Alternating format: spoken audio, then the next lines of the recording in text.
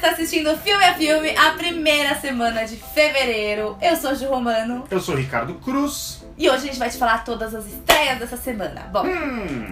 Well. Temos agora um terror clássico, a terceira edição, a terceira versão. O terror não saiu, a Samara, né? Tudo bem. Não é o caso é Samara mesmo, ela voltou anos e anos depois. A Paramount resolveu voltar com O Chamado, Girante. O Chamado 3, Ricardinho, eu acho bem chato. Não, é que o Ricardinho é um fã de terror, eu não sou tão fã de terror, eu tenho medo. E eu acho que, assim, o legal desse filme é que eles atualizaram para os nossos dias de hoje, né? Porque quando foi o primeiro chamado lá, em 2002? 2002 foi o primeiro nos Estados Unidos, né? Tem o Japão, daqui a pouco eu vou falar tudo. Tá, então tá. Quando foi, mas o primeiro que eu assisti lá, de 2002, era uma fita cassete, ligavam no telefone de casa, ainda ligam no telefone de casa. Mas parece que essa versão aí, o 3, tem umas paradas meio de e-mail, meio de viralizar o vídeo. Achei legal pela atualização do filme, né? Mas esse negócio, confesso que me mata de medo. Dá pra perceber que o filme é uma tentativa da Paramount de pegar aquele frenesi todo que houve em 2002, porque era uma novidade, né? Era uma outra época, tinha um charme, tinha uma coisa meio que de terror, você tá sozinho em casa, num videocassete, que você tem que estar na frente de uma televisão de tubo. Quando a fita VHS, ela ainda faz... Tem que esperar um tempo, o que vai... Então tem um suspense por si só, a tecnologia. E toca um telefone que você tá na sua casa também. Então envolve o ambiente, né, de uma casa. Hoje em dia você vê e-mail onde você quiser e tal. Mas eu, como um fã velho das coisas, eu fico um pé atrás. Mas eu acho que sim, se eu fosse o dono da Paramount, tipo um homem de negócios, talvez eu tomasse a mesma atitude. Temos uma franquia que deu certo, vamos fazer pra outra época. Deu certo no Japão essa franquia, uma franquia... Começou dando muito certo no Japão, né? Ela é de 98 no Japão, tava bem naquela época da onda de filmes de terror japoneses, que chamam de J-Horror, procura no Google que você vai saber tudo sobre isso. Começou com o Chamado, foi um estouro, é baseado num livro e tal, foi pro cinema, foi muito sucesso. Depois tem o Grito também, e tem mais um também que chama Uzumaki também, que é um povo que vai meio que se distorcendo. É tudo muito psicológico, os japoneses são bem legais, eu gosto muito, eles não tem música de fundo. Se você tem medo, você ia ter muito mais medo. O J-Horror foi pra Hollywood e o Chamado 3 é uma consequência dessa febre dos anos 90. Excelente. Vamos assistir então no cinema esta semana. Você não, né?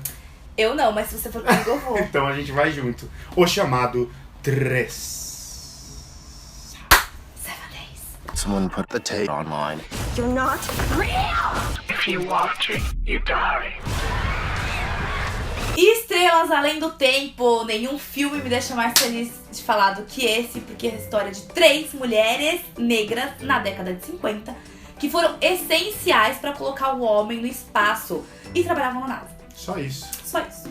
Sim, e o filme, óbvio, né, mostra todo o preconceito que já existia com mulheres e ainda com negras, assim, então... Por isso que a gente só acaba ficando sabendo dessa história atualmente, assim, de forma recente, porque elas foram absolutamente ignoradas na história. Elas, inclusive, passaram por uma parte ali do apartheid. Né? Anos 50. E tinha essa coisa bem chocante pra hoje em dia, né? Que elas tinham banheiros para negros, que elas não podiam usar os banheiros. Refeitórios pra negros. Refeitórios pra negros. Ela fala, gente, mas eu tô trabalhando aqui, fica 1,5 km o banheiro para negro. E tinha então tem esses absurdos que o filme faz questão de sublinhar também, né? A reflexão é muito interessante também porque elas foram escondidas. Em inglês, o filme chama Hidden Figures, que é um título bem legal, né? Figuras escondidas. Ninguém deixava essas mulheres aparecerem, mesmo elas sendo as responsáveis pela coisa toda, né? E as 3 atrizes que fazem essas mulheres incríveis, a principal é a Taraji P. Henson, a outra é a Octavia Spencer, que também é bem famosa, fez aquele filme Histórias Cruzadas, e a terceira é uma cantora que é bem famosa, até talvez vocês já conheçam, que é a Janelle Monáe. Ironicamente, a estreia dela, assim, nos cinemas, ela acabou de começar a fazer filmes, e 2 filmes que ela fez estão concorrendo ao Oscar. Esse e um outro que chama Moonlight. Então, assim, ela entrou com os 2 pés na porta. Tá. O filme ele vem numa hora interessante, né? Porque o ano passado teve todo aquele papo do Oscar estar muito branco, então um movimento para dar mais espaço e mais força para os negros dentro do cinema.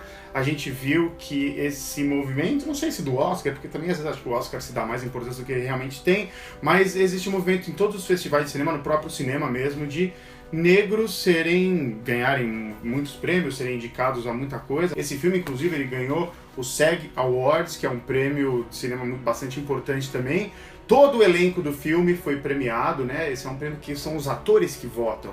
Então eles votaram e premiaram esse elenco. A Viola Davis também, que tá super em alta também, ganhou. Então assim, tem uma expressividade bem grande dos negros no cinema também. Isso é muito legal. E o filme também já é um sucesso, porque ele gastou 25 milhões pra ser produzido e já arrecadou 105 milhões. Uhul. Então assim, 4 vezes o valor investido, nem estreou em todos os países, né? Vídeo que estreia essa semana aqui. E a trilha sonora, temos também Pharrell Williams, que se envolveu, fez questão de se envolver com o projeto. Ele também é produtor, então tem músicas do Pharrell também.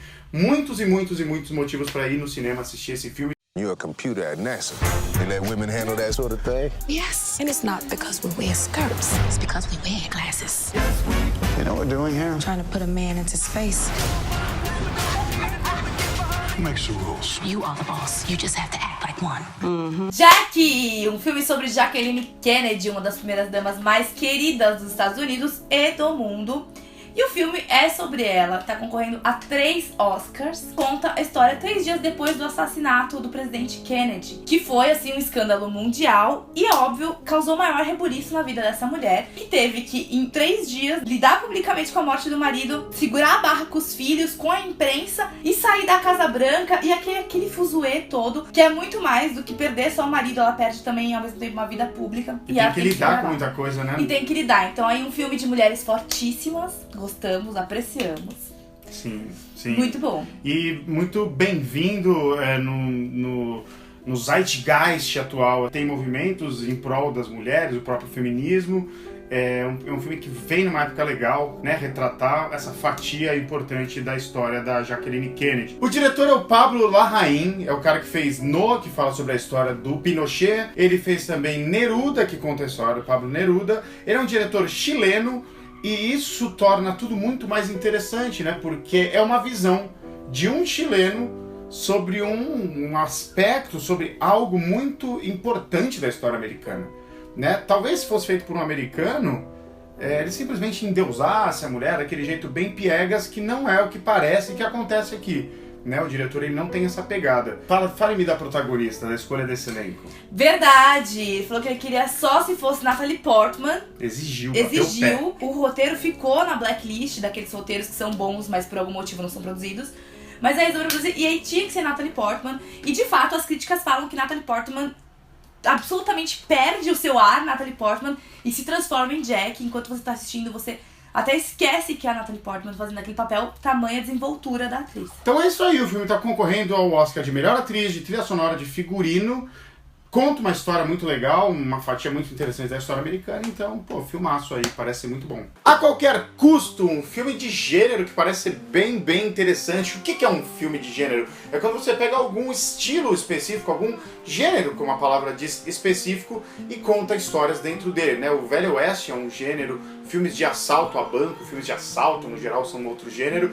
E é justamente esses dois gêneros que o diretor David Mackenzie junta nesse filme, né, A Qualquer Custo, que está sendo aclamadíssimo pela crítica. Está concorrendo ao Oscar em 4 categorias, incluindo de melhor filme. O diretor chegou a declarar que nesse projeto ele está bem confortável trabalhando com gênero, não se sente pressionado em fazer nada muito original. E é um diretor meio cabeçudo, né, que veio do Dogma 95, mas depois de muitas águas rolarem, ele hoje faz um filme de gênero que não tem nada a ver com isso e se sente muito confortável. Eu gosto bastante de filme de gênero, então a minha dica pra vocês é essa, vamos todo mundo assistir A Qualquer Custo. Transtornada, obsessiva, compulsiva, a Tata Werneck maravilhosa, gente, eu amo ela, desculpa. Fazendo o que ela sabe fazer de melhor, que é uma comédia, onde ela conta a história de uma atriz super querida pelos fãs e tal, pelas pessoas que super gostam dela, mas ela tem umas questões pessoais mal resolvidas. E tem a Ingrid Guimarães fazendo ela mesma, como se fosse uma atriz de comédia concorrente do personagem da Tata Werneck. Também tem a Vera Holtz, que, meu Deus do céu, amo. E assim, um humor bom, um humor jovem, um humor fresco, um humor inteligente, que não se usa de estereótipos pra fazer piada. Muito legal. Eu tô bem ansiosa, eu gosto bastante da Tata e eu espero que vocês gostem também. Estreia essa semana. Me contem aqui o que vocês acharam. O filme Armas na Mesa fala de manipulação, controle, de lobby. O filme é estreado pela Jessica Chastain, ela é uma lobista profissional. Ela é convocada porque as empresas armamentícias dos Estados Unidos estão tentando impedir que uma lei que controle mais o porte de armas seja passada, né? Passe no Congresso. Mas ela resolve falar que não, e ela vai pro lado extremamente oposto. Ela vai lutar para que essa lei seja sim aprovada. Esse é o plot do filme. É o primeiro roteiro de um cara chamado Jonathan Pereira, que escreveu sozinho, de cabo a rabo, coisa rara em Hollywood. No entanto, o roteiro recebeu muitas críticas, assim como o filme, né? A atuação da Jessica Chastain parece que é a única coisa muito boa, que foi muito aclamada pela crítica. Ela tá realmente muito bem no filme. Mas de resto, parece que é um pouco raso, segundo a crítica. Tá? O diretor, ele tinha essa atriz em mente, ele queria ela pro papel, tanto que ele foi entregar pessoalmente o roteiro para ela, teve essa cena, é bem pessoal. E aí é um filme que trata desse assunto que é um pouco polêmico, um pouco controverso, ainda em época que o Donald Trump assumiu a presidência dos Estados Unidos, um momento em que a população acabou de eleger um cara que defende as armas. Então, talvez esse seja um dos motivos pelo qual o filme foi um grande fracasso de bilheteria, arrecadou 3 milhões de dólares e custou uns 13, custou muito mais. Tá? Então mais um filme que estreia essa semana. O filme A Espera, o primeiro longa-metragem do diretor Piero Messina, de 35 anos, que é pupilo de um outro grande e famoso cineasta, Paolo Sorrentino, de A Grande Beleza. O filme é livremente baseado na peça de Luigi Pirandelli, de 1923, estrelado pela Juliette Binoche, e o filme conta a história de uma espera de uma mãe e da namorada de um rapaz. Elas ficam esperando esse rapaz voltar, é uma coisa meio misteriosa assim, e nesse meio tempo, as duas, mãe e namorada, desenvolvem uma relação misteriosa. Más Notícias para o Sr. Mars conta a história de Philip Mars, que se sente um homem sensato, mergulhado no mundo irracional. Enquanto ele tenta ser um bom pai, um adorável ex-marido e um compreensível irmão, o planeta parece conspirar contra ele. Tudo dá errado. Olha só, tem uma coisa que não acontece sempre aqui. O thriller de horror brasileiro Clarice, ou Alguma Coisa Sobre Nós Dois, conta a história da Clarice, que vai passar um fim de semana com o pai, que tá moribundo, ele tá morrendo, na casa onde eles cresceram, onde ela cresceu. Um local que é decadente, e lá ela vai descobrir alguns segredos trágicos. A direção é do cearense Petrus Cariri e encerra sua trilogia da morte, após Ogrão e Mãe e Filha. O filme foi rodado inteiramente no Ceará, e custou apenas R$1.200.000. O longa passou em 10 países e já faturou 18 prêmios. The Beatles, 8 Days a Week, The Touring Years, é o mais recente documentário sobre a maior banda inglesa de todos os tempos, os Beatles. O longa foca nos anos em que os Beatles rodaram o mundo com as suas turnês, desde as suas apresentações no Cavern Club até o último show em Candlestick Park, em São Francisco. O diretor Ron Howard revela os segredos dessa turnê histórica a partir da perspectiva da própria banda, em uma análise do impacto daqueles anos na vida de cada um dos Beatles, com cenas inéditas, entrevistas e imagens de arquivo da turnê, que passou por mais de 90 cidades ao redor do mundo. E é isso, essa foi a primeira semana de fevereiro, nossas estreias, teve um terrorzaço. Terrorzaço, clássico, né? Terceira versão de um clássico, vai saber se é bom, mas você tem 7 dias para dar o seu like e assinar o nosso canal, ou eu vou puxar o seu pé à noite. Você vai sangrar pelo nariz e tirar pelo da boca, assistir o trailer. Ela tá nossa Samara essa edição, gente. Ela tá da Samara aqui do bairro que bairro é esse? Saúde. Não sei, é da saúde. Não é da saúde. Tenha muita saúde você e vê a gente no próximo programa, tá bom? Até semana que vem. Tchau.